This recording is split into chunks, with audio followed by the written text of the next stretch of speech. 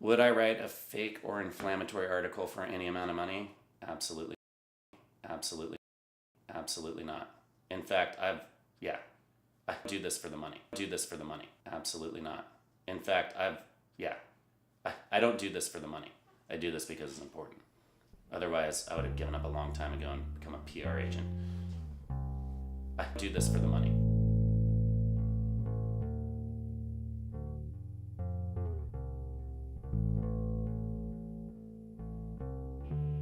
The spread of unreliable information online, actually, it doesn't just make me uncomfortable, it makes me upset. It scares me half to death. I'm terrified. Can hardly read the news. And I teach it. The overall way that we as people exchange communication makes me a little bit nervous. Just that there's speech exchange without actual thinking about what's being said. The internet was supposed to democratize information and allow everyone to be able to have a voice, but what's happened is malicious people have used that and taken that opportunity to spread misinformation. The internet and the way people skim the internet kind of supports this kind of false idea of understanding things more than we actually do and takes thinking out of the equation. So people will act on this, especially when you get into fringe groups, both on both sides where you have extremists. This false narrative can push them to the point where they think they have to do something, they have to act. It's gonna be 1984. So there's a financial incentive, right? People have stopped wanting the marketplace of ideas to work for them. They want to find an echo chamber, and the unscrupulous people are tapping into that. I'm not the first person who said that things are speeding up. Our attitudes and ideas are going faster. Sometimes I think that as we get older, it feels like time goes by faster. But what if time really is going by faster? And the whole world is speeding up because of this information age. All the proliferation of information is creating this energy that is causing everything to move so quickly. Of course the news has been fake. Oh gosh. A veteran on the features desk said, Deidre, whenever you look at the newspaper, just know that maybe 25% of it is right.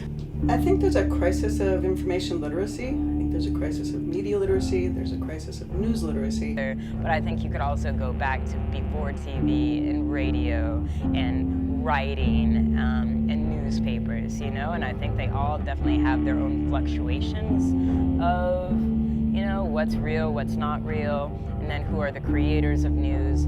It's make shit up journalism. And they sent us to the Spanish-American War. But in terms of this free-for-all we're seeing, no, I don't think it's ever been like this. I think you had points where yellow journalism happened. The only thing different is the speed of our technology. It's going to take groups like or institutions like Google and Facebook to kind of crack down on this. They know that they've put profits over correct information. They're talking about it. So I think it's going to take that kind of change.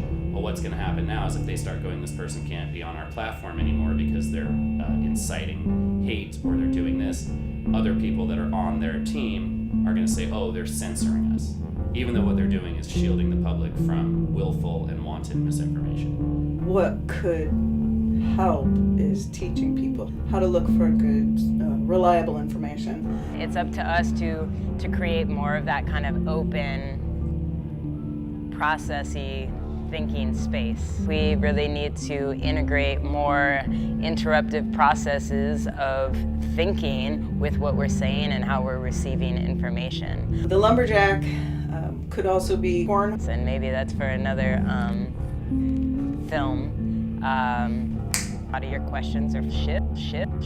One more. Those pivotal shifts between these major transition and development points, and a lot of your questions are framed around the internet and that impact. A lot of your questions are shift. What scares me about tax, they're censoring tax, even though what they're doing is shielding the public from willful and wanton tax. I can hardly wrap my brain around what's going on. This interruptive process. I think I know what they mean, I'm not sure I know what they mean. Constantly interrupting that process of not necessarily knowing exactly what that end thought is. And so this kind of interruptive speak